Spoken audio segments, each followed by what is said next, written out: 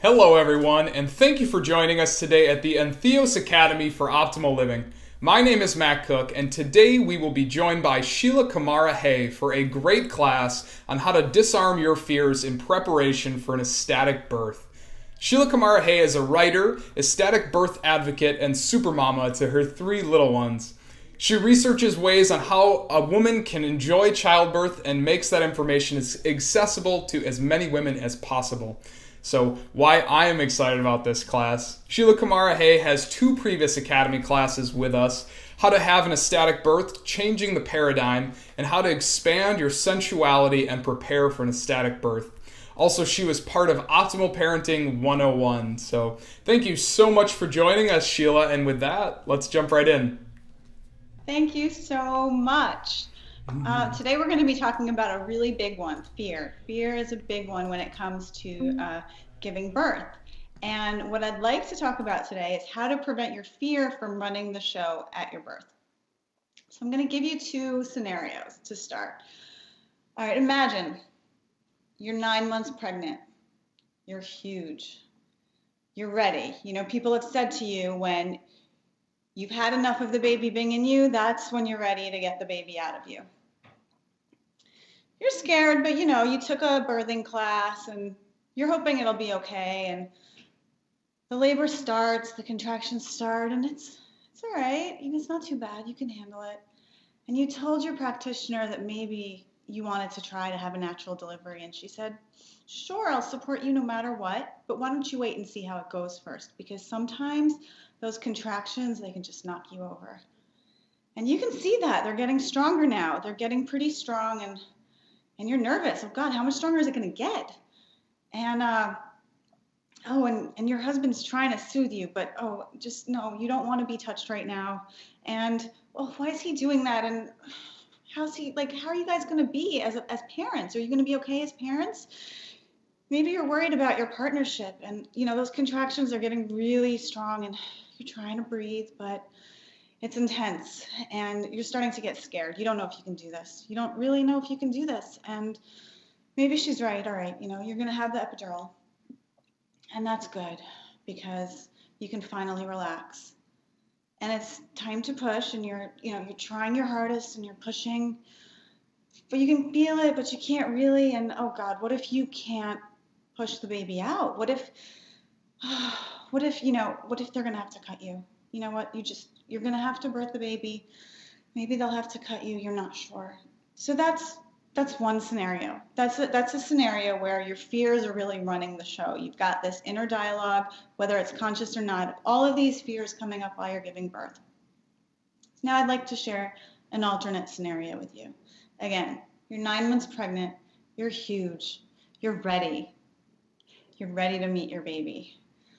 The labor starts. You're as prepared as you'll ever be. And you're moving, and yeah, it's intense, but you know what? Those breaks in between, they're so delicious and really peaceful. And that energy, wow, it's intense. But you're snuggling right up to your partner, and exactly as you'd practiced and as you'd planned, he's supporting you. And you see that there's a warm shower waiting for you whenever you're ready to help you relax. And you're getting there. You can feel it. And then the transition hits, and transitions when you're just like, oh God, I don't know if I can do this. I don't know if I can do this. But your doula is right there. She looks you in the eye and says, follow me. Look in my eyes and breathe with me.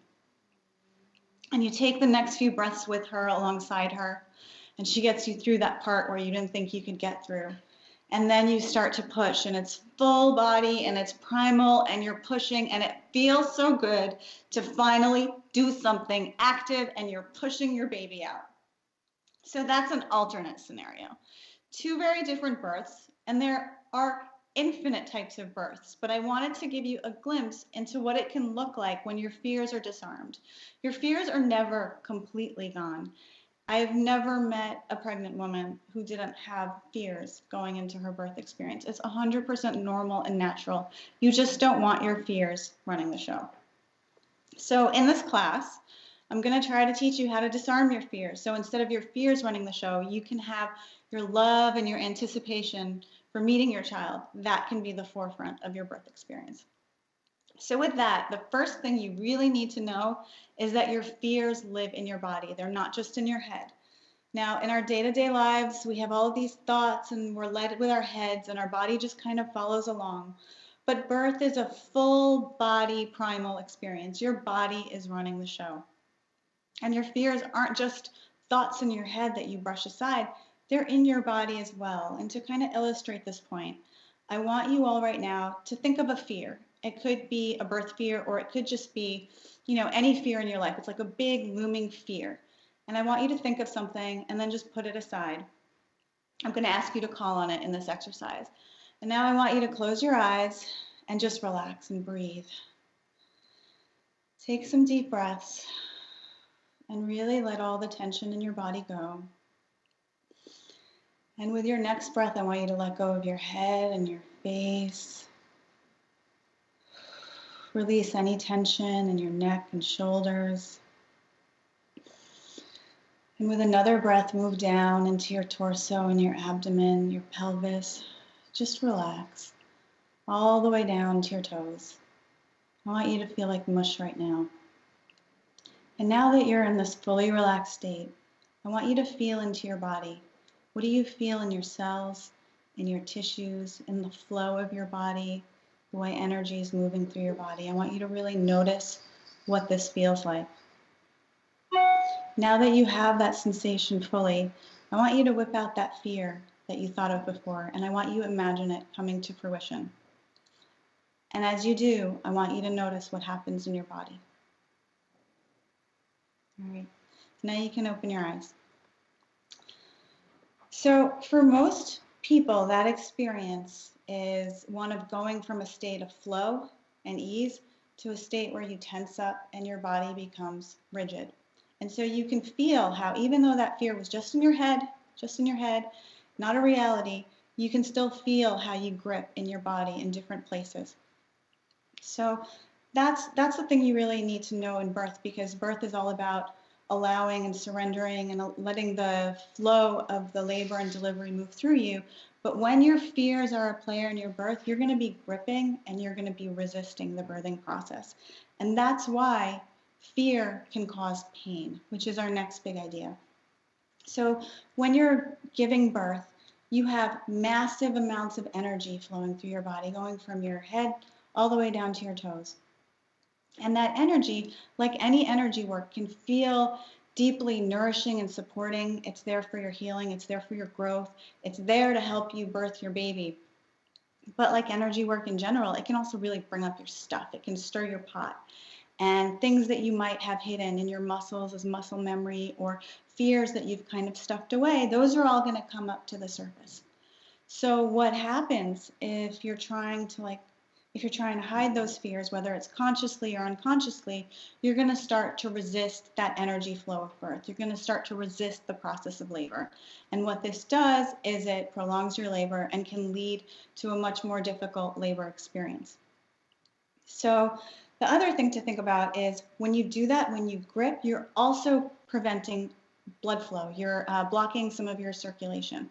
And blood flow is key to an easy labor and delivery, because that's what helps your body relax. That's what helps your tissues engorge. It helps them open. All of the tissues along the vaginal canal and your pelvic floor, there's a lot of erectile tissue there. And that's why, in our last class, we talked about how to use your sensuality to prepare for an ecstatic birth.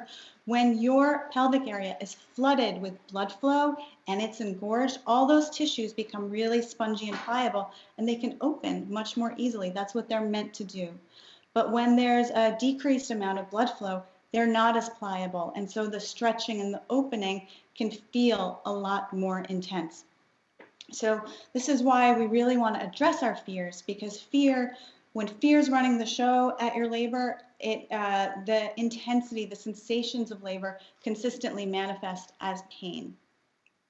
Because of that clenching, you're blocking the energy flow, you're blocking the blood flow, and you're resisting the process of your labor and birth. Now, if you don't want that to happen, there's really only one thing to do. You have to be honest with yourself. And that's the only thing you can do. You know, we live in a society that teaches us to muscle through things and to brush aside our worries and to just muscle through it and go. And you can't really do that in birth. So the only other alternative you have is to be brutally honest with yourself. You want to think about what are your fears. And if you can't think of anything, I suggest that you journal because, like I said, fears are 100% natural and normal, and they're a part of pregnancy and they're a part of childbirth. So get really honest with yourself. What are your fears? It could be emotional. You might be afraid to become a mother, what that means for you and your freedom and your lifestyle. It could be financial. How are you going to support this child? You might have qualms about your partnership, or you know, are you really the right partnership to be able to bring up a child together? On a physical level, you might have fears around the pain. Is it really going to hurt as much as they show in the movies? Am I going to be physically capable of doing this? Maybe you're nervous. Like, what if your birth doesn't go as planned? So these are all really common and really natural fears that you might be dealing with. And I just want to pause for a minute and say that for women who are victims of sexual abuse or trauma, this is a really huge piece for you because memories of that live in your body. They live in your muscle memory. And so you want to do whatever you can to really face your experience and heal from it so that it's not, it doesn't emerge as an overpowering and overwhelming force in your delivery. So you want to be really, really honest with yourself. And I'm going to use some of these examples of common fears as we move through the strategies you can use. So you might be listening to me going, yes, I have all of those fears, every single one of those. What am I supposed to do with that? So what you want to do is you want to bring consciousness to each fear one at a time. So usually there is one fear that's the most predominant, that's the most overwhelming, that's at the forefront of your mind. That's the one you want to focus on. And then once you clear that one away, you're going to focus on the next one. So sort of like when you're a little child and you're in your bed at night and you're looking over at the corner of your room and it feels like there's a monster over there, right? And then your parents come in and they turn on the light and it's just a pile of clothes. A lot of fears will just dissipate with consciousness. When you actually take the time to look at them and examine them, a lot of them will just, they're not as scary anymore when you actually confront them. Others, you might have to do some more inner work to get through. But you want to bring that consciousness to your fears. So if you identify one fear, let's say, for example, I don't know how to be a mother. Maybe that's your predominant fear. So the first thing you're going to do is actually set the intention to release that fear. And intention setting is really, really powerful because when you set the intention, universe, help me, I want to release this fear that I don't know how to be a mother, all of a sudden you're going to start seeing all kinds of stuff come up in your life around you that can support you in releasing that fear. You've set the intention to release it. You're going to notice all kinds of things. You might notice that your neighbor is such a good mother. Wow. And maybe you can sit down for coffee or tea with her. You can look at your relationship with your own mother. What did you love about the way your mother mothered you, and what didn't you love? What would you like to do differently? You might find resources, a parenting book that is a godsend to you and inspires you to be the sort of mother you want to be. So these are the things that you want to do. You want to bring that consciousness to one fear at a time so that the universe can support you, and whatever you need to release that fear will appear in front of you. The other thing that's really important to know is that the reins are in your hands. When you're preparing for your birth, when you're giving birth, you're the one that's in charge. You're the one that's going to be giving birth to your baby. A lot of couples make the mistake of saying, okay, I've picked this practitioner and now they're going to help me have a good delivery. Well, your practitioner's not giving birth to your baby. You are. Your practitioner is there to support you and to guide you. He or she is not there delivering your baby. And nobody can create for you the way you can create for yourself. Nobody knows your fears, your desires the way you do. So I want you to be really conscious of the fact that the reins are in your hands. So how do we translate this into dealing with our fears? Let's say you have a fear of having a C-section. It's a very, very common fear. Well, the first thing you want to think about is, what are the chances that you're going to have a C-section? you want to have a sit down with your practitioner and ask them, well, how often do you do C-sections? How often does your practice do C-sections? If there's a chance you might get another practitioner in the office. What about the place you've decided to birth? What are their rates for C-sections? Now, you might find that the rates sound really fair. They're low, like 10 to 15%, and you might feel really reaffirmed that you're in the right place and in good hands. You might find that their rates are abysmal. They're something like 45%, which means it could be you or the next person. And so at that stage, you might want to reconsider who you're giving birth with and where you're giving birth so that the odds are more in your favor. So once you do that, if you have a setup that you like, a setup that you feel comfortable with, a practitioner that you feel can support you, you're going to start to think about, well, what about that like remaining, 10 to 20%? Why do C-sections happen? What can I do to prepare myself? Is there any way I can prevent myself from having that experience? How can you prepare? And you really want to do whatever it takes to prepare. Again, this is in your hands, and you want to feel like you've done everything that you could possibly do to support yourself. The next thing you want to do is create pillars for support. You want people around you that are really going to make you stronger when you feel weak. When you're giving birth, your whole being is wide open. You're raw, you're open, you're vulnerable, and you wouldn't want it any other way. That's how you're designed. You give birth, you open up, and you give birth in this really raw space.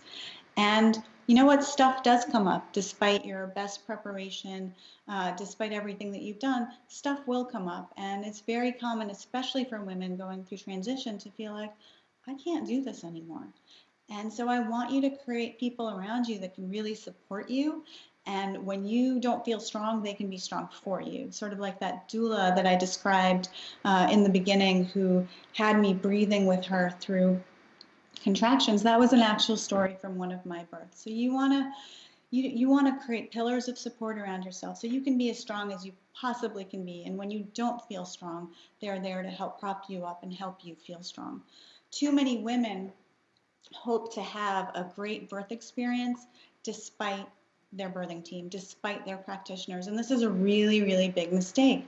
You can't say, you know what, my practitioner has really high C-section rates, but it's not going to happen to me. I'm going to prepare in every way that I possibly can so that I won't be that statistic. No, you want to find the people that are really supporting your vision and have them be pillars for support for you. So once you've done all this work, I want you to really look at, well, what if, despite all of your preparation, despite all of this support around you, what if your fear still comes to fruition? How does that make you feel? You might have a fear of an episiotomy. And a lot of us live with the mentality of, that's not going to happen to me. And you've done everything that you can do, and it's just not going to happen to me. Well, when you have that mentality, that fear is still that like monster in the corner of the room. I want you to look at that fear and say to yourself, well, what if it does happen to me? Is there any way you can possibly be okay with that? So you might have a practitioner that says to you, I never do episiotomies. I've only had to do them 3 times over the course of my career. Well, that's great. Well, what if you're the 4th? What are the conditions under which that practitioner would have to give you an episiotomy? For most women, when you get to that point of saying, like, what if that fear actually comes to fruition, it becomes a matter of, well, would I rather not have an episiotomy or would I rather have a healthy baby in my arms?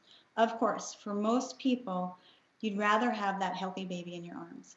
And if you've done everything that you possibly can do to prepare, you've followed all the other steps we just talked about, you've prepared yourself in every way that you possibly can, and you still end up with the episiotomy or the C-section, well, at that point, that fear is really just a less desired outcome, because your primary desired outcome is to have that healthy child. And if you've prepared in every way that you possibly can, then there was some circumstance beyond your control that required that kind of intervention. So that's really the goal, is to take your fears from being something that's like big and overwhelming and looming in your life to, you know what, that's really not what I want, but if it happens, I could be okay with it. And when you know that you can be okay with an outcome that you were worried about, well, then you've kind of knocked it off its pedestal. It's an undesirable outcome. It's no longer this huge looming fear. So one of the ways you can think about preparing for this is look at how you live your life. Use your life as your birth preparation. So there's a saying in the birth world, you birth how you live. Every day of your life is actually preparation for your birth. So if your fear is, what if I don't have the birth I want? You know, I worked my butt off, I did everything I could. What if I don't have that birth that I want? Well, you know what? Start watching yourself in your day-to-day life. How do you react when your day doesn't go as planned? Or, you know, something unexpected pops up, or something that you've been worried about actually comes to fruition? How do you react? So these are all opportunities to kind of look at your patterns and your triggers and to reinvent yourself. Pregnancy and birth is a huge personal growth opportunity. And when you look at life, everyday life as birth prep, you can start thinking about, well, how would I rather react? If this was my child's birth and something happened along these lines unexpected, how would I want to react? And you can start bringing your tools of birth into your day-to-day life. A lot of the tools we use in childbirth to help you relax, to help you open, to help you move through anxiety and fear are tools you can use in your day-to-day life. You know, expressing yourself. That's a really big one. Movement, breathing, sounding. All of these you can use in your day-to-day life as stuff comes up. And the more you practice them and the more you use them, the more they'll become a part of your nature, and the more likely when you're in a birthing situation that will be how you react. Now I want to say this works vice versa also, and I want to give you an example of that. When I was preparing for my very first Entheos class on video, it was really intense for me. I didn't do online video. I had never spoken for an hour straight nonstop. I'd never spoken to my computer. I had never spoken looking at a man about, you know, your birthing and your sexuality. So this was all really confronting to me. I was really scared. And I realized at some point, wow, okay, so this is an opportunity to use the tools of birth. What I'm doing in preparing for this class is I'm birthing a version of myself that does do video, that can talk nonstop for an hour. And I really looked at my fears and said, well, what am I afraid of? I'm afraid of looking like an idiot. I'm afraid of running out of things to say. I'm afraid that I'll, you know, blank out. And so I prepared in every way that I possibly could. And I sought support from the people around me, and I practiced, and I did everything I could. And you know what? When that class actually came up, I still had, you know, like little bits of fear, but it wasn't this big, looming, overwhelming thing. In fact, I was more excited about doing the class than I was scared of it at that point. So that's the same sort of thing that you want to do with your birth.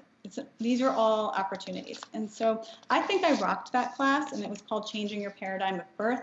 If you want to check it out and let me know what you think, that would be great.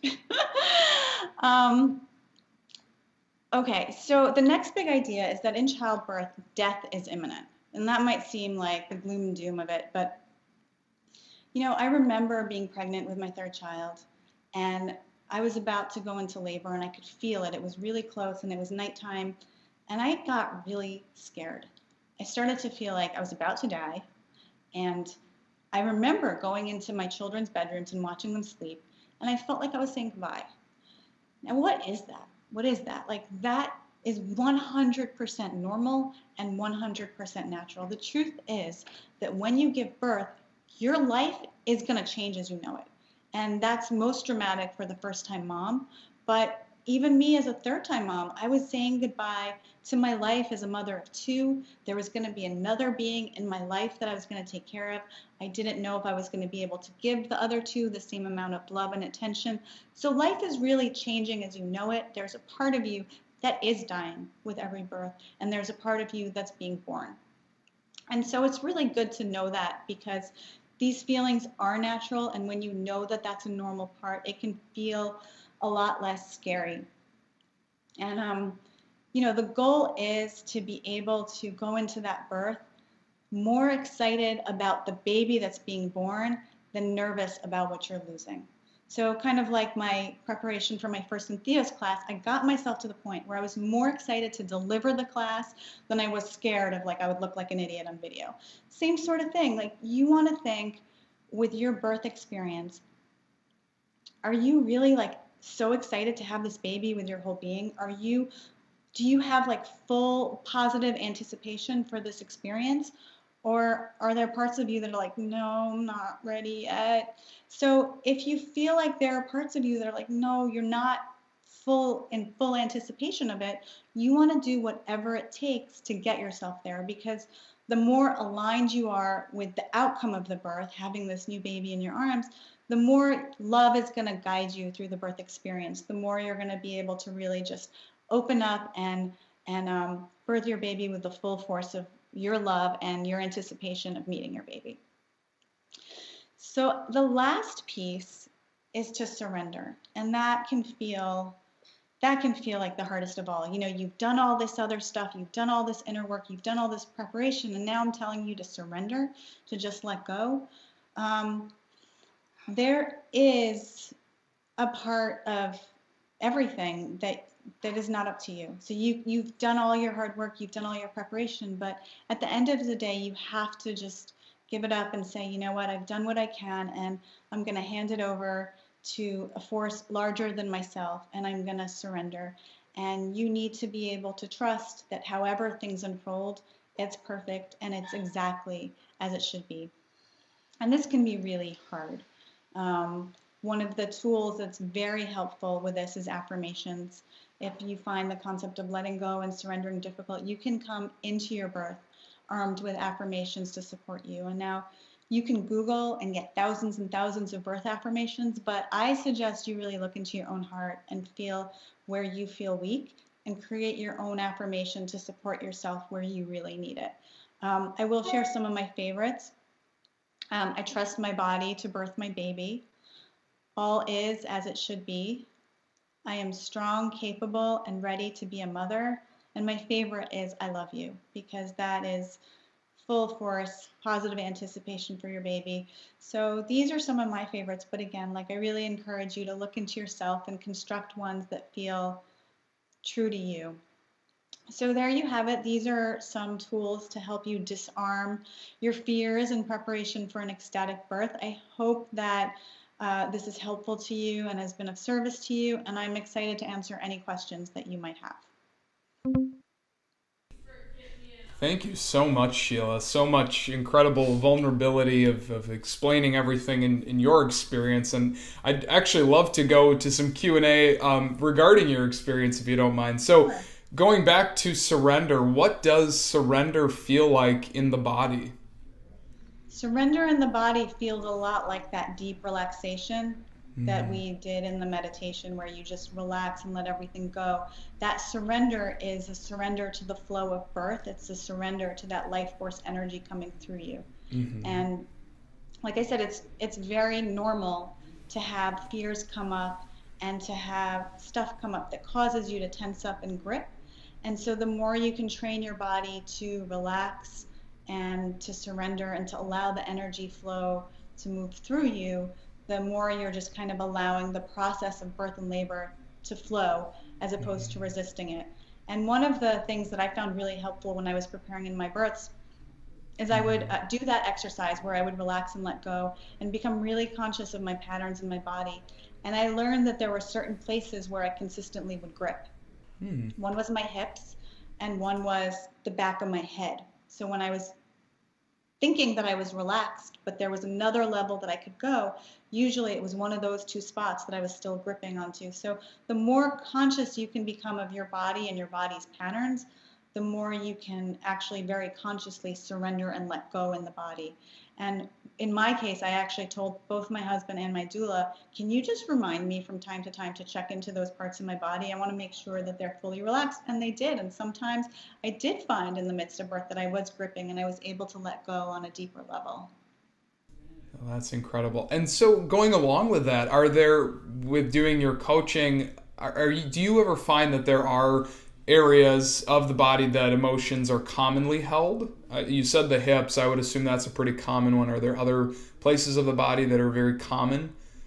Yeah, I mean, it really depends on what emotions. Emotions can be held all over the body. Mm, Um, the obviously the part that's most applicable for birth is your pelvis area because that's the part that's going to be opening up. mm, And a lot of women do have big emotions in that area, whether it's from, you know, a history of abuse or trauma, or if it's, you know, like having hard menstrual cycles as a teenager, or, you know, having had a bad experience with a former lover. So you can have all of those experiences stored in the muscle memory of your body, and then what happens as that energy of birth is flowing through you, and as you're opening, all of those tissues are becoming, they're stretching, and whatever is being held there is going to come up. So one example, I'll use my own personal life. My first birth was very, very difficult. And my second birth, I had a beautiful, beautiful, like fully Zen birth. But afterwards, I was intensely angry. I was furious. And I couldn't figure out why. I said, you know, I just had the birth of my dreams. I have this beautiful baby in my arms. Why am I so angry? Well, in retrospect, I learned that this was the trauma from my first birth. It was coming up and it was being released, and it came up in that way. I have a very intense emotion of anger. So one of the things we talked about in the last class, which was how to use sensual expansion as birth prep, is how sensual expansion is actually really deep energy work for your pelvis area. So, like learning to orgasm, learning to have incredible waves of orgasmic energy going through your pelvic area will start to do that healing ahead of the birth so that you don't have to deal with it as it comes up in birth. that's incredible. Well, and I think going along with that, we talked with be honest with yourself. We started to talk a little bit about sitting with those emotions of the fear. Can you help make the distinction between the thought sometimes in newer psychology of attracting more of what you think of versus confronting the feelings as they rise up? Yeah, I think that that's a huge fallacy that, you know, law of attraction states that you shouldn't think about your fears because then they'll just grow. I think that doesn't work when it comes to birth because, as I said, your fears aren't just in your mind, they're in your body. So even if you kind of avoid them, it's not like they're gone. They're still going to be in your body. They're still going to live in your being and in your psyche. And sometimes as a fear that you're avoiding, they're looming way larger than a fear that you can look at and realize, you know what, that's not that big of a deal. You know, you might think you have a huge fear of becoming a mother, but when you look at it, you realize, you know what, I'm going to do all right. I have the resources, I have the support, I'll be all right. I think it's a big mistake to use the law of attraction and say, you know what, I'm not going to think about the fact that I don't like that other doctor, and even though I have a 1 out of 3 chance of getting her at my delivery, it's not going to happen because I'm not going to think about it. You know what? You're going to end up with that doctor because your fears are looming in your body regardless. You're vibrating at that level regardless. It's not like not thinking about them or not looking at them makes them go away. You're vibrating there. So when you actually can do the inner work to release your fears or disarm them, and then you're not vibrating at this level where your fears are dominating. You're bringing it down a notch, and they're just undesired outcomes at that point, which are not nearly as scary and overwhelming in the body. Thank you. So, I think probably the $1 billion question would be, what was your biggest fear for each of your births going into them? Okay, that's fair. So I feel like I lived those two scenarios that I started the class with. My first birth, I wanted to have I wanted to feel like the power of my body. I was amazed by my pregnancy. I was amazed how my body knew what to do, and I wanted to really feel that with my first birth experience. I didn't know how to create it. I kind of I was the girl that said, you know what, I'm not going to think about the fact that, you know, my doctor told me that she'll support me, but, you know, just wait till you feel the pain. If you don't want to have an epidural, you can decide at that point. I tried not to think about that. I tried not to think about, you know, the hospital had 30% C-section rates. I tried not to think about all these things. I took my natural childbirth class and I went like this. Like I hoped for the best. It didn't work out so well. It really didn't. And so I realized that our world and our culture and our society right now, the way it's set up, it was not set up to give me the sort of birth experience that I wanted. And I had to do a lot of inner work. I really busted my butt for my second birth. birth. I practiced, I trained in every way I possibly could because I had had that bad first experience. I thought to myself, if I'm going to give birth, I can't do that again. It has to be totally different. And so I did everything I possibly could to make sure that it was different. And, my big fear going into that birth was, what if it's the same? What if I can't do it? But luckily enough, I had people that supported me. I'd put myself in the right environment, and then I was able to do it. So then for my third birth, I thought, okay, I know I can do it. Can I enjoy it? And that's what I went into the third birth with. But the truth is that I think a lot of women don't even know that birth can be such a beautiful, positive, ecstatic experience. And I want women to know that that's even a possibility. I think most women live in the realm of, I hope my worst fears don't come true, and then that's it. But you can move beyond that. Not only can you support yourself in moving past your fears, but you can create a birth that you really enjoy. And that's what I'm hoping to inspire women to do. Thank you, especially for the vulnerability in dealing with 3 different births and having them all widely different in the experience. So that's absolutely incredible. So if you were to point people, Sheila, to resources, to creating a birth team that would support their wants and their needs, do you have any resources that they could reach out to, whether websites or books or research that you've looked into? I think it's really important to realize that somebody that worked for me might not work for somebody else, might not work for somebody else. And one of the things that I really encourage women to do is learn to tap into their inner voice and learn to listen to what they want and what will work for them. So, I wanted to have this primal birth experience where I could feel the full force of my body. Someone else might say, you know what, I don't really need that. That's not what I'm looking for. They might be looking for something totally different. And that's okay. I don't really like to tell women that you have to birth in this way, you have to birth with these people. I think it's really important to tune into your own self and be true with, what do you really want? What do you desire? How do you envision the birth of your child going? And then from that place, start to pull in people that can support your vision of birth. So I don't really like to recommend people because I think somebody that I love might not work for somebody else. And one of the things with birth is you want to be 100% aligned with the people that are around you. You want to feel comfortable with them. And it could be something as simple as like, I don't like chatty people around me when I birth. Somebody else might love that constant chatter when they birth. It's just, you're going to need to go and meet people and see how you feel around them and see how, whether or not they're supportive of your birth desires and whether you would like to have them in that room when you're giving birth. Absolutely. Well, thank you for that. So if you were to say that there were 2 top things that you wish you knew before beginning your journey as a mother, what would you say that those 2 things would be? In preparation for being a mom or in preparation for giving birth? For giving birth. Okay. I think I wish I had known, and I wish I had known how different my vision of giving birth was from what society is set up for. I don't think I really understood the disconnect between the two. And because of that, I thought, well, it's okay. I can still give birth the way I want within that setting or within that scenario. And I think a lot of people don't realize that if they want something different for their births than what's in the mainstream, then you're going to have to do a lot more work to create that for yourself. And I don't think I had really any awareness of that.